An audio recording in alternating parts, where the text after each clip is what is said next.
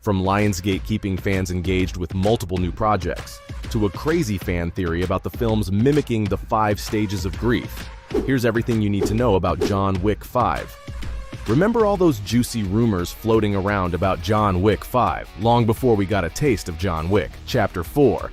Well, brace yourselves, because Lionsgate just dropped the bomb we've all been waiting for. The Wickster is back, and he's ready to kick some serious once again. The main man at Lionsgate, Joe Drake, spilled the beans during their earnings call. And boy oh boy, do I have some drool-worthy news for you. They've got not 1, not 2, but 3 sizzling John Wick projects on the way. The first one in the pipeline is John Wick 5. Next on the menu is Ballerina, a spin-off that promises to serve up some killer moves with deadly grace. And just when you thought you couldn't handle any more excitement, they're also dishing out the Continental, an exciting glimpse into the secretive world of Wick's favorite hotel. I know you're all eager to mark your calendars with John Wick 5's release date. But sadly, no one knows when that might be yet.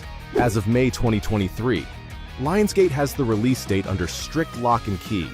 They've at least confirmed that the movie is in development though, but it might be a minute before we get to see the 5th film in theaters. Hey, what's the harm in guessing the timeline, right? If you look back at the track record for the previous 3 John Wick movies, you'll notice a pattern. Lionsgate delivers a movie within a 2 to 3 year time frame. So, based off that, it's safe to say that John Wick 5 will grace our screens no later than 2026. But wait, didn't John Wick die? I mean, we saw his grave at the end of the 4th movie. But that doesn't mean he's dead and gone, right? Sure, at the end of the film, they did give us a little heart-stopping moment, making it seem like Wick was pushing up daisies with a fancy gravestone and all. But let's not forget the golden rule of showbiz. If it's called John Wick 5, you better believe the man himself will be there front and center. Think about it. Would they dare continue this epic franchise without our beloved Keanu Reeves? Absolutely not. It's not just any movie. It's John Wick, for crying out loud. I'm dying to see how they pull off that death fake out and add to John Wick's legendary status. I should tell you though, there's no official word on Keanu's return for John Wick 5, but I'd be utterly shocked if he didn't come back. I mean, there's still so much of his story that's left to tell, and I have a feeling the franchise is just getting warmed up. Because if you think about it, we never saw Baba Yaga's actual dead body. I don't think the movie ever shows his lifeless body. We just get to see Winston and the Bowery King pay their respects at John's grave. Sure, he collapses after his intense battle with Kane and the Marquis, but that alone doesn't seal the deal on his demise. So, is he really dead, or just faking it? To add more fuel to the fire, when the Bowery King curiously asks Winston about John's final destination, whether he went to hell or heaven as they walk away, Winston's mischievous smirk in response hints at something more. It's like the end of an era, but not necessarily the end of our favorite assassin's journey. The mystery surrounding John Wick's fate deepens even further, because the possibility of Wick faking his death and starting a new life is gaining traction among fans. According to one theory, Wick's desire for a peaceful existence away from the deadly world of assassins may have led him to orchestrate his own death. By severing all ties and disappearing, he could finally experience the peace his late wife had always wished for him.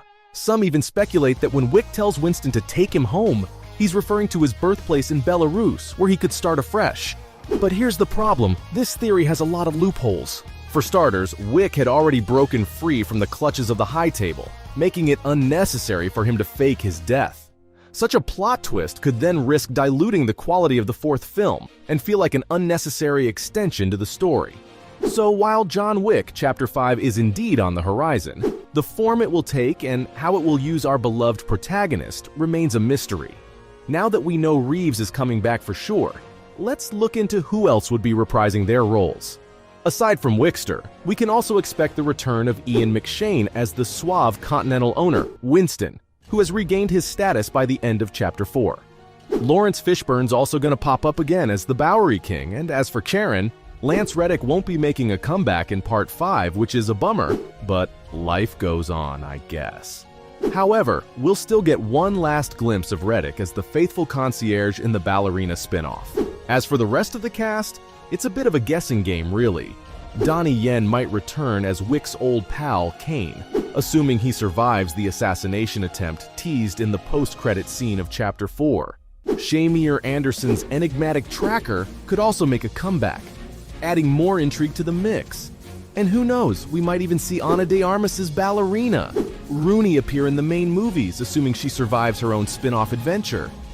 While that's all fine and dandy, Chapter 4 doesn't exactly lay the groundwork for a fifth movie. So, how will they finesse it? In an interview with Collider in May 2022, director Chad Stahelski referred to Chapter 4 as a good conclusion to an emotional thread that we've already had. Now, if there's no fifth movie, it doesn't get more conclusive than killing off your main character, does it? But we're diving into the realm of possibilities, folks. While John Wick Chapter 4 may not explicitly set up a fifth movie, it does hint at the potential for a soft reboot and a fresh storytelling direction. It seems like the creators might consider a new narrative, separate from the familiar elements of the High Table and the Continental. Chapter 4 introduces intriguing new characters like Akira and the Tracker, but if their stories continue, it's more likely to be spin-offs or secondary characters in the fifth movie. They might add an extra layer of depth and excitement, but it's unlikely they'll take center stage as the main characters. Now, let's take a look at what the fans have got to say. According to some fan theories floating around Reddit, the fifth installment of the franchise could take our favorite assassin into the depths of hell itself. Yeah, you heard that right. Apparently, John Wick might just dive headfirst into the dark and mysterious depths of the abyss in the upcoming film.